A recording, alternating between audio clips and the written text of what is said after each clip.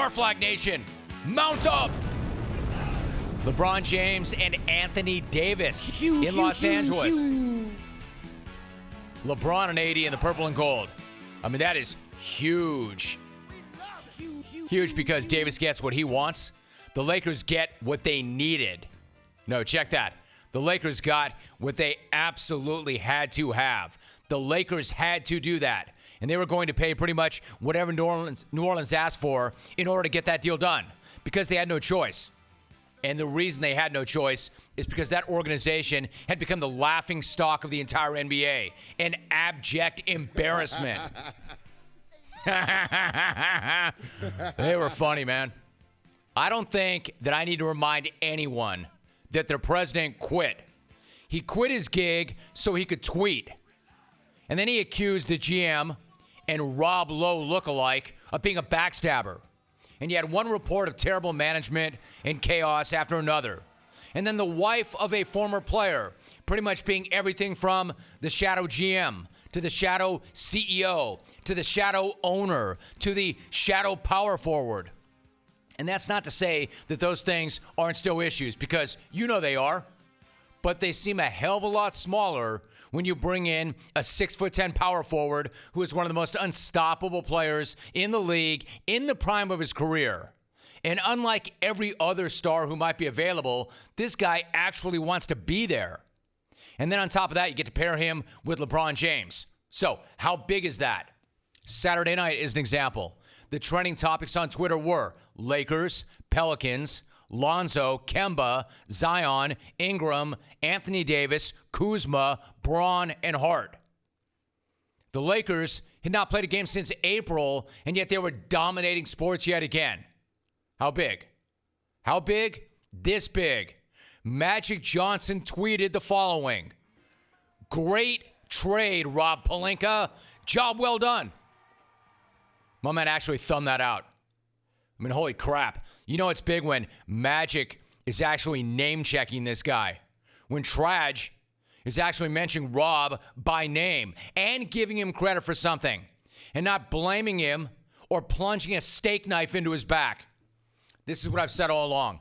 As dysfunctional as the Lakers could be, and really they couldn't be any more dysfunctional than they were or are, but if they make one trade, and it's the right trade, it could potentially change everything in an instant, especially after Kevin Durant went down and Klay Thompson went down, both with major injuries, and the two of them could miss all of next season. Suddenly, the West is wide open again. Now, don't get it twisted. The Lakers did give up a lot. They gave up a lot. Just don't confuse a lot with too much. And given that Davis has 1 year left on his deal, and almost everybody would have been looking at him as a one-year rental, the Pelicans worked a hell of a deal to get what they got. Again, reportedly, Lonzo Ball, Brandon Ingram, Josh Hart, and the following picks. Although this has changed a couple of times. But it looks like the picks are like this. The number 4 pick in this year's draft, a protected pick in 2021 that becomes unprotected in 22. An unprotected swap in 23, and an unprotected first-round pick in 24 that can be deferred to 25. So, after the dust from that bomb settled, there were two questions. Are the Lakers maybe the favorites in the West? Or did the Lakers give up too much? And the fact is, the second question answers the first. Of course they gave up a lot. You have to give up a lot to get an MVP candidate and one of the best players in the league and a future Hall of Famer. You're not going to get a guy like that for pennies on the dollar. But did they give up too much? Are you serious about that? For a team that has not finished above 500 in 6 years. If you're a team that has missed the playoffs every year for 6 years running, and you're the Lakers, and now you're regarded as a legitimate threat, there is no such thing as giving up too much.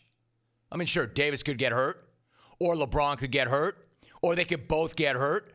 But if that's a justification for not making that trade, then it's a justification for never making any trade.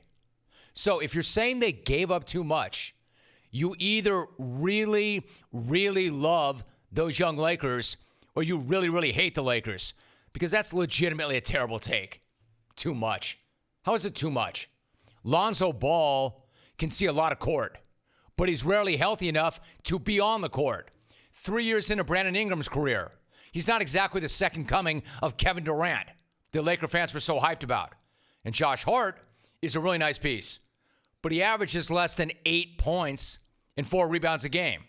So for all their potential, those guys were not leading to a bunch of wins. Anthony Davis does. Again, we're talking about Anthony Davis, a guy who was averaging 26, 12, and 4 this year, in a year that was really weird. The guy averaged 28 and 11, 28 and 12 the previous 2 years, and he's 26. As good as this guy's been, he might not have even reached his prime yet. And he's certainly never played with anybody as good as LeBron James. I could even argue that LeBron has never played with anybody as good as AD. So, are you really going to sweat a pick swap in 2025 over that? Again, do I have to remind you, the Lakers missed the playoffs 6 years in a row.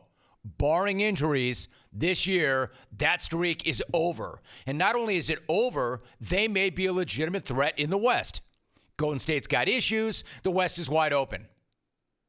I'll give you this. There is a big difference between being a possible contender in June of 2019 and being an actual contender in June of 2020. And it is contingent upon the official timing of this trade and what it means to the salary cap and the rest of the moves they can make this summer. Can they squeeze out the space for a run at a max guy like Kemba? Or do they split that money up and try to get shooters and depth? Regardless, they now have 2 of the top 7 guys in the league. They've got something to build on. You got to give up something to get something.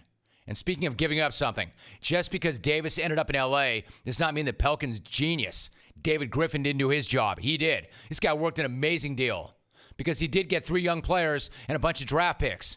Not only did he get a bunch of draft picks, but he's betting on those draft picks becoming increasingly valuable after LeBron ages out or retires. It's smart. Lakers, what can I say? Last year, they tripped all over themselves and somehow ended up with LeBron James. This year, they puke all over themselves and yet somehow end up with Anthony Davis. Must be nice. Somehow, some way, they manage to fail forward. And while I can't guarantee that it's going to work, at least they've given themselves a chance. That's a move they had to make. And now I cannot wait to see what Linda Rambis has up her sleeve. Rob Lowe. Rob Pelinka. Or whoever the hell is calling the shots there.